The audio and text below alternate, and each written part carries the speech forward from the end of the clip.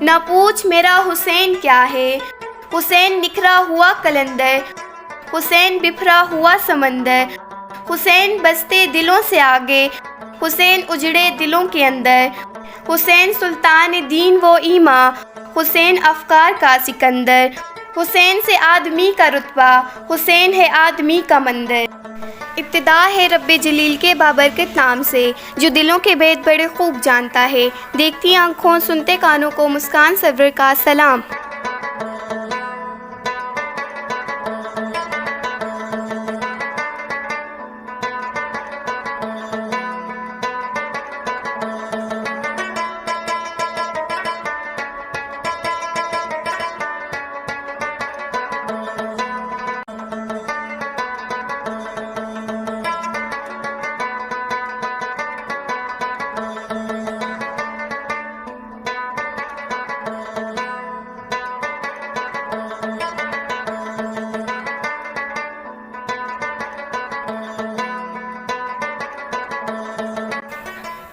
عزیزان من، سکردو سکردو سکردو ایک طلسماتی سا لفظ ہے، بہت سے لوگوں کے ذہنوں میں گردش کرتا ہے، لیکن یہاں آتا کوئی نہیں۔ آج میرا پہلا دن ہے سکردو میں، اور میں موجود ہوں ملبری کانٹیننٹل ہوٹل میں۔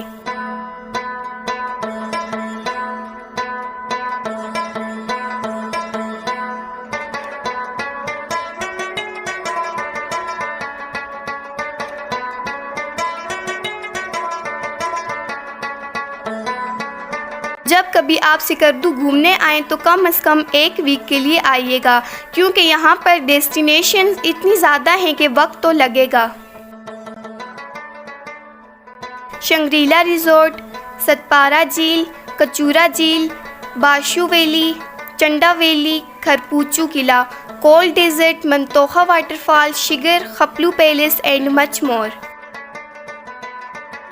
میں نے اپنے ہوٹل سے سفر کا آغاز کیا اور آج میری منزل ہے ستپارا جھیل، جو سکردو شہر سے قریب ہی ہے۔ یہاں آپ اپنی گاڑی سے بھی جا سکتے ہیں۔ سننے میں تو ایسا لگتا تھا کہ سکردو ایک چھوٹا سا ہی شہر ہوگا، لیکن یہ ایک بہت بڑا شہر ہے۔ آپ جتنا بھی گھومیں یہ ختم ہونے والا نہیں ہے۔ سکردو کا حسن اپنے آپ میں ہی ایک مثال ہے۔ اگر کہا جائے تو پاکستان کی ٹاپ ڈیسٹینیشن سکردو ہی ہے۔ کچھ برس قبل سڑک کی حالت بہت خراب تھی اور سیاحوں کو بائی ایئر آنا پڑتا تھا، جو بہت ہی مہنگا پڑتا، لیکن اب ایک بہترین ہائی وے تیار ہو چکا ہے جو سکردو کو KKH سے ملاتا ہے۔ سکردو سڑک کی ویڈیو میں نیکسٹ اپلوڈ کروں گی۔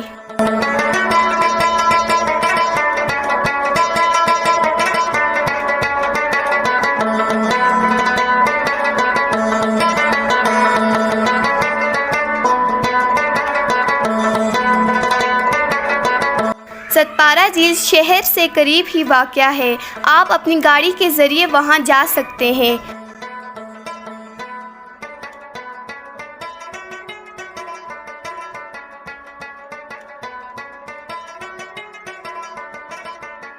پس منظر میں یہ پانی جو آپ آتا ہوا دیکھ رہے ہیں، یہ ایگزٹ واٹر ہے ستپارا جھیل کا۔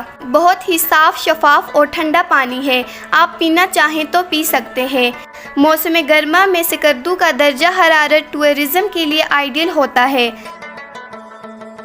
2636 میٹر کی بلندی پر ہے اور یہ 2.5 کلومیٹر پر پھیلی ہوئی ہے۔ اور اس جھیل کے اوپر ستپارا ڈیم بھی بنا ہوا ہے، جو سکردو ڈیم کو بجلی فراہم کرتا ہے۔ سکردو جھیل کا واٹر سورس دیوسائی سے آتا ہوا پانی ہے۔ And it is one of the top tourist destination of Skardu.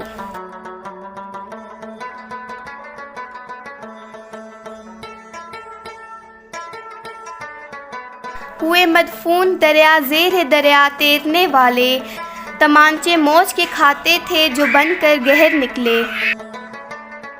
عزیزان من، یہاں پر کچھ قلعے 8ویں صدی کے موجود ہیں، جبکہ اسلام کی آمد کے 16ویں صدی سے شواہد ملتے ہیں۔ وادی سکردو اور دریائے سندھ دونوں چولی دامن کے ساتھی ہیں۔ اس میں کوئی شک نہیں کہ سکردو اور یہاں کے باسی مہمان نواز اور خوش اخلاق ہیں۔ جو سیاحوں کو اپنی انکم کا ذریعہ نہیں بلکہ اپنا مہمان سمجھتے ہیں۔ یہ جگہ اتنی خوبصورت ہے کہ آپ کا یہاں سے جانے کو دل نہیں کرے گا۔ ٹھنڈی ہوا، نیلا پانی، سونے جیسے پہاڑ ایک دلکش منظر پیش کرتے ہیں جن کو الفاظ میں بیان کرنا کسی شاعر کے بس کی بات ہے۔ فرد قائم ربط ملت سے ہے تنہا کچھ نہیں، موج ہے دریا میں اور بیرون دریا کچھ نہیں۔ تیرے مقام کو انجم شناس کیا جانے کہ خاک زندہ ہے تاب ستارہ نہیں۔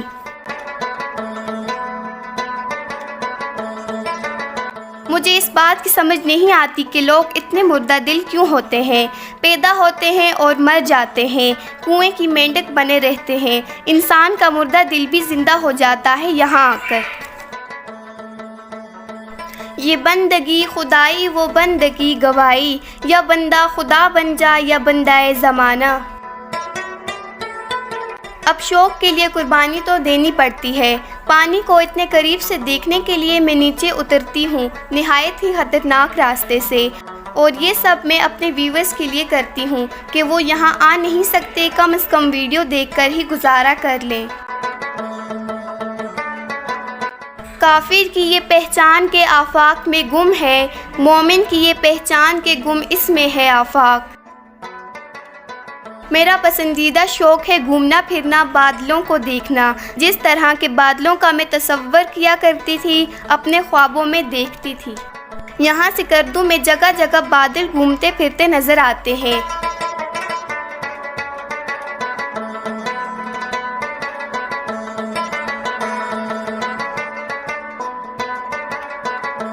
نظر آئے گا اسی کو یہ جہاں دوش وہ فردا، جسے آ گئی میسر میری شوق کے نظارہ۔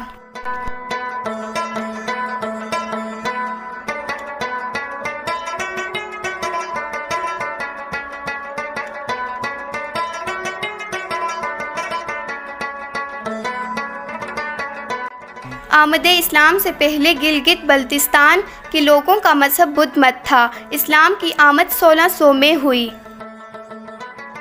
منتھال بدھا روک ایک بہت بڑی پتھر کی چٹان ہے جس پہ گوتم بدھ کی تصاویر بنائی گئی ہیں۔ وہ یہاں ہی کہیں موجود ہے، آئیے میرے ساتھ اسے ڈھونڈتے ہیں۔ ارے جناب، ڈھونڈنے والوں کو تو خدا بھی مل جاتا ہے۔ یہ رہی بدھا روک، آئیے میرے ساتھ۔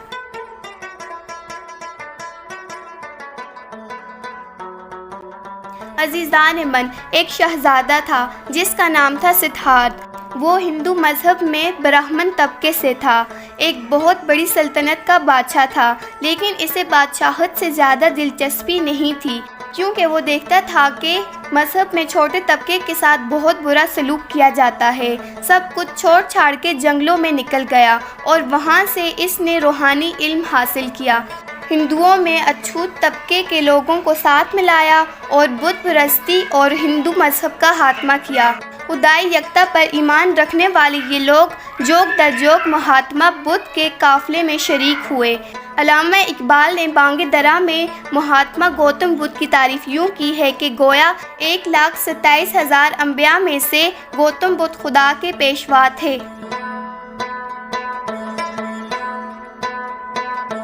حسن علی ستپارہ اپریل 1963 میں سکردو میں پیدا ہوئے۔ یہ ایک مشہور کوہ پیما تھے اور یہ پہلے پاکستانی تھے جنہوں نے سر کی دنیا کی 8 بلند ترین چوٹیاں، جن میں دنیا کی سب سے اونچی چوٹی mount Everest 8,848 metre, K2 8,611 metre, Gasherbrum 8,080 metre, Nanga Parbat 8,126 metre اور بروڈ سکھ 8,051 میٹر ہے۔ اور ان کے پاس یہ اعزاز بھی موجود ہے کہ ان میں سے 5 چوٹیاں انہوں نے بغیر آکسیجن کے سر کی ہیں۔ 8 اکتوبر 2016 ان کی خون میں کینسر دریافت ہوا اور ایک قلیل علالت کے بعد حسن ستپارہ 2 نومبر 2016 کو اپنے خالق حقیقی سے جا ملے اور ان کی تدفین سکردو میں ہی کی گئی۔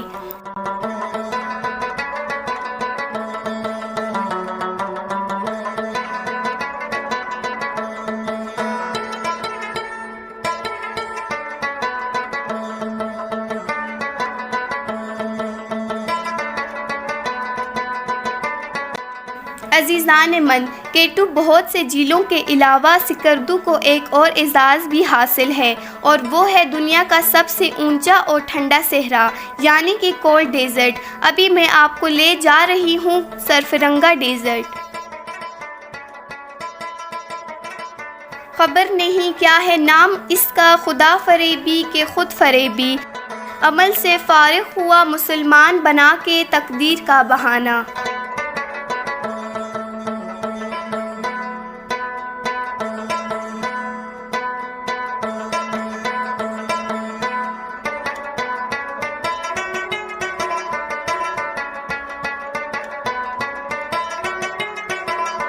یہ کولڈ ڈیزرٹ، جسے کٹپانا ڈیزرٹ بھی کہا جاتا ہے، سکردو میں موجود ہے۔ یہاں پر ہر طرف ریت ہے، سطح سمندر سے 730 فٹ کی بلندی پر ہے، اور یہ دنیا کا سب سے اونچا ٹھنڈا صحرا ہے، اور یہ پھیلا ہوا ہے خپلو ویلی سے انڈیا کی زمینوں تک اور لداخ تک، لیکن زیادہ علاقہ سکردو اور شنگریلا میں موجود ہے۔ یہ دونوں علاقے پاکستان میں آتے ہیں۔ یہاں کا درجہ حرارت زیادہ سے زیادہ 27 اور موسم سرما میں 6 سینٹی گریڈ ہوتا ہے۔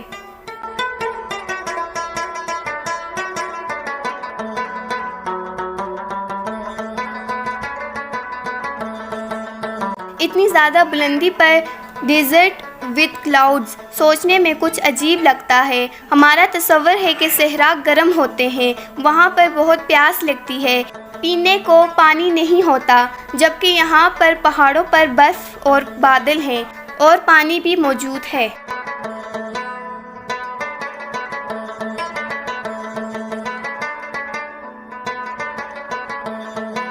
مٹی سے پھر مٹی پر اور پھر مٹی ہے، سمجھ گئے ہو تو چھوڑ دو نا مغروری۔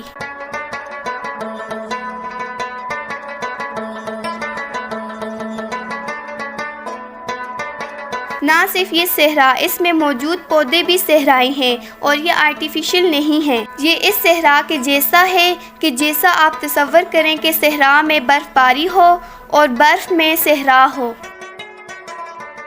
داستاں گونجے گی اپنی انہی صحراؤں میں، ہم رہیں یا نہ رہیں نقش قدم بولیں گے۔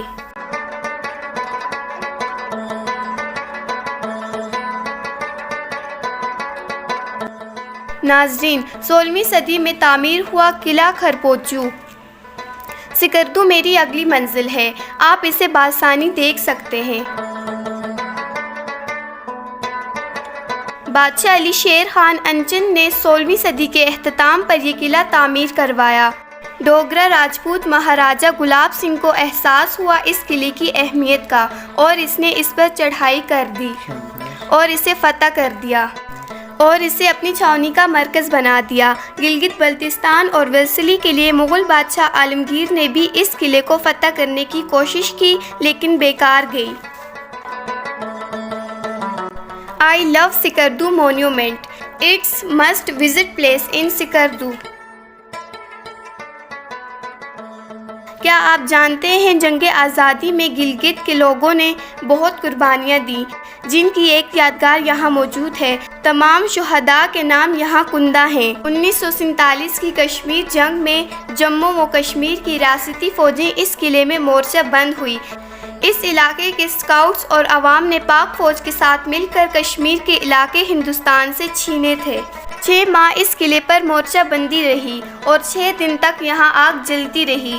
جب ان کے پاس اسلحہ اور بارود ختم ہوا تو انہوں نے چھوٹے چھوٹے ٹولوں کی شکل میں راہ فرار اختیار کی، اور 14 اگست 1948 کو باقی تمام لوگ حملہ آوروں کے حملے سے مارے گئے، سوائے کرنل تھاپا جسے قیدی بنا لیا گیا، اور سکردو حصہ بنا پاکستان کنٹرولڈ جموں و کشمیر کا۔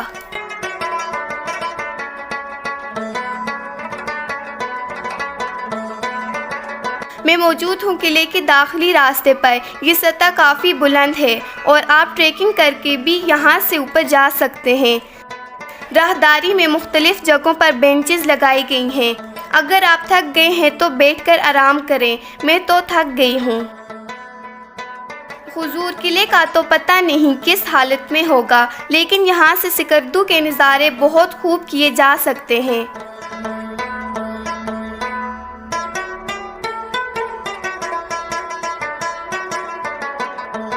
راہداری بہت ہی تنگ ہے۔ خوشائند بات یہ ہے کہ سیفٹی گرلز لگائی گئی ہیں۔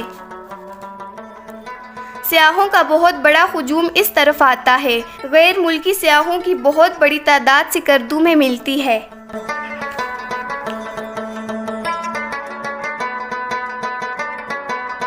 Just look at the view. Awesome. Outstanding. I am really enjoying. میں تقریباً پہنچ ہی چکی ہوں قلعے کے داخلی دروازے پر۔ بہت سے سرپرائز آپ کا انتظار کر رہے ہیں۔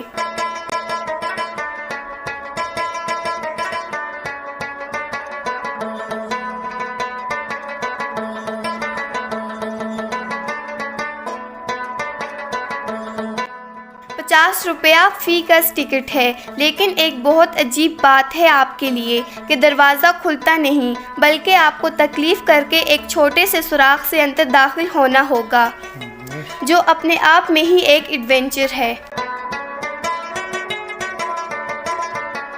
یہ عمارت بہت بوسیدہ ہو چکی ہے۔ تعمیر میں پتھر، مٹی اور لکڑ کا استعمال کیا گیا ہے۔ کیا آپ جانتے ہیں ہمیشہ قلعہ بلند مقامات پر کیوں بنائے جاتے ہیں؟ کیا آپ جانتے ہیں ہمیشہ قلعے بلند مقامات پر کیوں بنائے جاتے ہیں کہ آپ کو تکلیف کر کے یہاں چڑھنا پڑتا ہے؟ اس کے پیچھے دفاعی عمل داخل ہے۔ اونچی جگہ سے دفاع کرنا بہت آسان تھا جنگ کی صورت میں۔ میرے بابا کہا کرتے تھے، اونچائی پر کھڑا ایک فوجی نیچے کے 1000 پر باری ہوتا ہے۔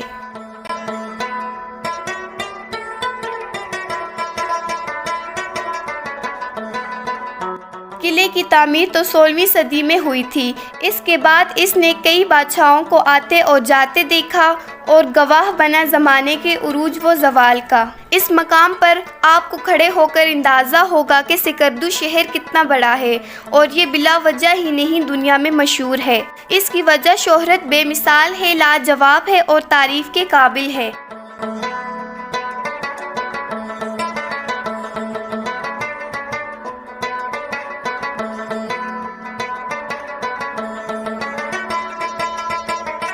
پس منظر میں 2 دریا آپ دیکھ رہے ہیں۔ یہ دریائے سندھ ہے جو پاکستان کا سب سے بڑا دریا ہے۔ دور جو صحرا آپ کو نظر آ رہا ہے، یہ ہے دنیا کا واحد ٹھنڈا صحرا۔ کھول آنکھ زمیں دیکھ فلک دیکھ، کھول آنکھ زمیں دیکھ فلک دیکھ، فضا دیکھ، مشرق سے نکلتے ہوئے سورج کو ذرا دیکھ۔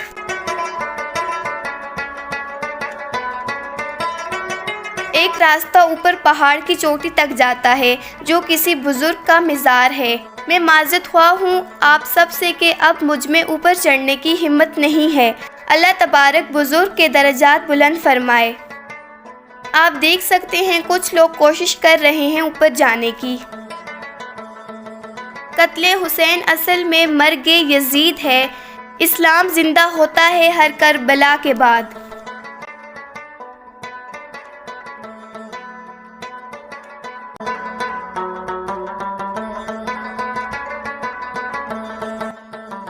اپنے کردار پر ڈال کے پردہ اقبال، ہر شخص کہہ رہا ہے زمانہ خراب ہے۔ آئیے آپ کو مورچوں کے اندر کی دنیا دکھاتی ہوں، اور یہ تھا قلعہ خرپوچو سکردو۔